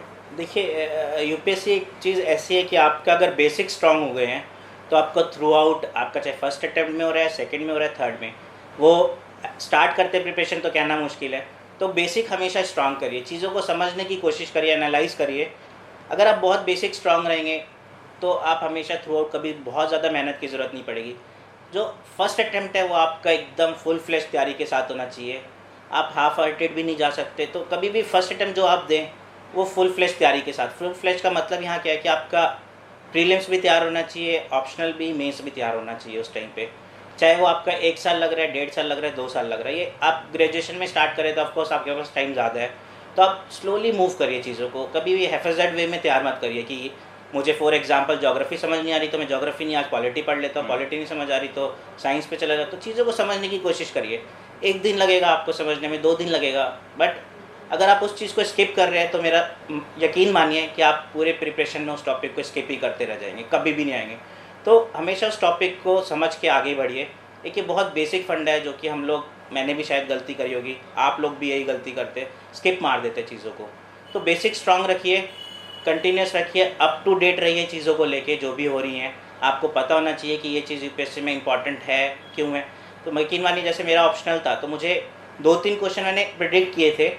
फॉर एग्जांपल जैसे मेघालय ने फाइंड आउट हुई थी तो मुझे पता था रेट कि ये कार्बन डेटिक का है तो ये आ सकता है, और मैंने देखा 10 मार्क्स में वही क्वेश्चन है तो मुझे पता था ये आया किस वजह से। तो मैंने करंट अफेयर को वहाँ लिंक किया। जैसे नियंडरथल का स्टोरी चल रही थी कि उसकी माइग्रेशन की, तो मुझे पता था सिलेबस का पार्ट है नियंडरथल, तो पूछ सकता है इस चीज़ को, तो मैंने सेपरेट प्रिपेयर किया था उसको। तो मुझे पता था कि यूपीएससी की डायरेक्शन प्रिडिक्ट करना आसान है, बट क्या आएगा ये प्रिडिक्ट करना मुश्किल है। तो एटलीस्ट जो डायरेक्शन भी आपने अगर प्रिडिक्ट कर ली तो उस लेवल पे प्रिपरेशन आपकी हमेशा एज में रहेगी दो लोगों से। यही चीज़ें डिफ्रेंशिएट करती है आपको बाकियों से, तो वो करना बहुत ज़रूरी है आपको। तो लगन से, मेहनत से, कंटिन्यूस हार्डवर्क करते रहिए।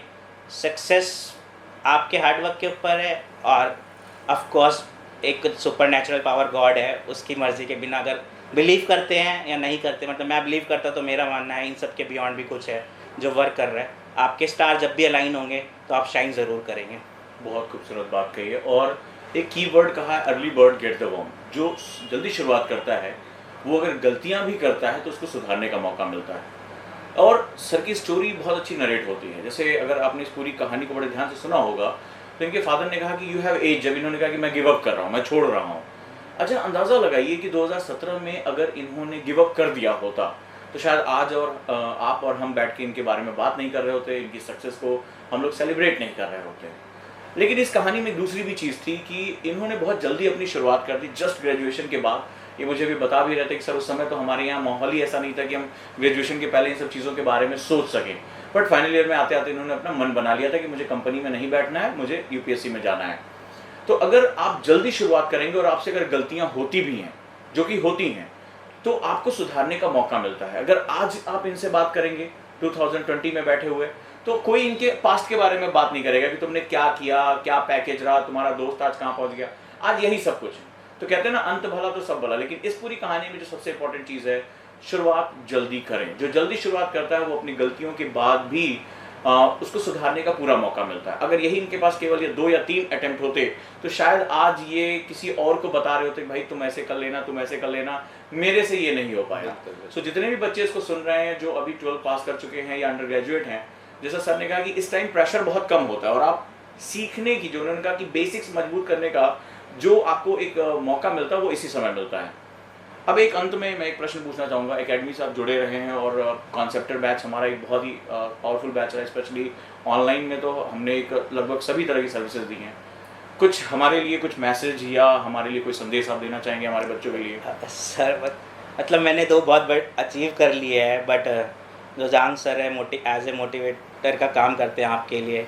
सजेशन मेरा यही है कि सर जो काम कर रहे हैं वो कंटिन्यू करते रहे, लोगों को हेल्प मिल रही है उससे और किसी का भला हो रहा है। तो जो सर ड्रीम देखते हैं कि मैं आईएएस होता या मैं बना सकता किसी को, वो सर ड्रीम जी रहे हैं। मैं आज बनाऊँ, सर डेली हर ईयर बेसिस पे किसी ना किसी को बना रहे हैं। तो जो सपना हो सकता है सर ने देखा हो या फिर देखते हैं अपने लिए, वो आप दूसरों को बनते हुए देखते हैं तो वो खुद जी रहे हैं सर को। तो सजेशन देना मैं मानता हूँ कि मेरे लिए बहुत सही चीज़ नहीं है। सर जो काम कर रहे हैं, मोटिवेट कर रहे हैं लोगों को, मेरे को या फिर बहुत लोगों को, तो बहुत बेसिक चीज़ है जो आपको अभी समझ नहीं आएगी। जब आप बन जाते हैं तो ये चीज़ें आपको हमेशा जो एज ए स्वीट मेमोरीज होती है वो हमेशा बैक ऑफ द माइंड आपके हमेशा रहेंगी कि कोई था जिसने मुझे, जब मैं टफ टाइम था वहाँ पे मोटिवेशन मिली। तो ये कभी नहीं भूलेंगे आप, मुझे लगता है चीज़ें। Thank you so much. ये बहुत ही प्यारे शब्द रहे, बहुत ही very much, मैच्योर रहे और हमेशा ये हिम्मत देंगे। और मैं बस यही चाहूँगा जो लोग इस साल ये वीडियो देख रहे हैं वो अगले साल या उसके अगले साल मेरे साथ बैठें और फिर हम उनकी सक्सेस की जो गाथा है, उनकी जो स्टोरी है, उनके अप्स एंड डाउन से वो दुनिया को बता सके। और एक बात याद रखिएगा, किसी और सर्विस में हीरो बनने का इतना अच्छा मौका नहीं मिलता। बिल्कुल। लोगों की ज़िंदगी को प्रेरित करने का इतना अच्छा मौका नहीं मिलता। आज से कुछ समय पहले ये भी जो है वो इसी बात के लिए परेशान थे कि मेरा होगा या नहीं होगा, मेरा भविष्य क्या होगा। लेकिन आज आप देखिए, आप संदेश दे रहे हैं, आप अपनी जीवन से लोगों को प्रेरित कर रहे हैं। तो अगर आपके अंदर भी वो ज़ील है, वो आग है कि लोगों को मैं प्रेरित कर सकता हूँ, मैं मोटिवेट कर सकता हूँ, मेरी कहानी भी लोग जो है फॉलो कर सकते हैं, तो मुझे नहीं लगता कि यूपीएससी से बेस्ट कोई भी प्लेटफॉर्म है आपके लिए। और सर की वो कहानी मुझे अभी भी बहुत गूज़बम्प दे रही है, रोमांचित कर रही है। मैं कल्पना कर रहा हूँ इनके पिता उस ऑफिस में कितने खुश रहे होंगे जिस समय इनका फ़ोन आया था कि मेरा यूपीएससी में सिलेक्शन हो गया। तो आप उस कल्पना का एहसास वाकई में आप उसको एक्सप्रेस कर पाए, यही अपने आप में बहुत बड़ी बात है और उसको कोई भी एक्सप्रेस नहीं कर सकता। मुझे लगता है कोई भी बच्चा अपने माता पिता को इससे बड़ा गिफ्ट नहीं दे सकता। तो तैयार हो जाइए, कमर कस लीजिए और अगले बार के लिए अब आपका नंबर है। और जुड़े रहिए। आपको वीडियो कैसा लगा मुझे ज़रूर बताइएगा और अगर आपके कोई प्रश्न हैं जो कभी सर तक पहुंचाने हैं तो वो भी मैं पूरी कोशिश करूंगा कि आप तक पहुंचा सकूं। सर आप अपना जो है समय निकाल कर आए, बहुत बहुत धन्यवाद। और आप लगातार बिजी शेड्यूल है, हो जाता है भाई, सिलेक्शन के बाद आदमी का शेड्यूल बहुत बिजी हो जाता है। लगातार अभी फ्लाइट पकड़नी है, फिर किसी से मिलना है, मिनिस्टर्स लाइन में है मिलने के लिए, सम्मान समारोह इतना जो है लाइंड अप है। वो तो शुक्र हो कोरोना का कि जो है तो शेड्यूल में आराम मिला, नहीं तो ये बता रहे थे सर सोने वोने का टाइम भी जो है वो चला गया है, ऐसी हालत हो गई है। खैर ये ज़िंदगी, ये सक्सेस को आप भी इंजॉय करिए और मिलते रहिए। उम्मीद करूंगा कि आपकी जो गाइडेंस है, जो आप लबासना अभी जा रहे हैं, ट्रेनिंग शुरू होने जा रही है, वहाँ पे जो एक्सपीरियंस होंगे वो हम लोग लगातार अपने बच्चों से शेयर करते हैं। आपका एक वहाँ पे ग्रुप बनेगा बहुत अच्छा। तो उम्मीद करूंगा कि आपका समय और आपका गाइडेंस, आपकी जो सलाह है, परामर्श, वो हमारे बच्चों तक मिलती रहेगी। बिल्कुल बिल्कुल सर, मैं थैंक पूरी यू कोशिश सो करूंगा। मच और Thank you बहुत very ही much, अच्छा sir. सेशन रहा। Thank you so much. Thank you very much sir.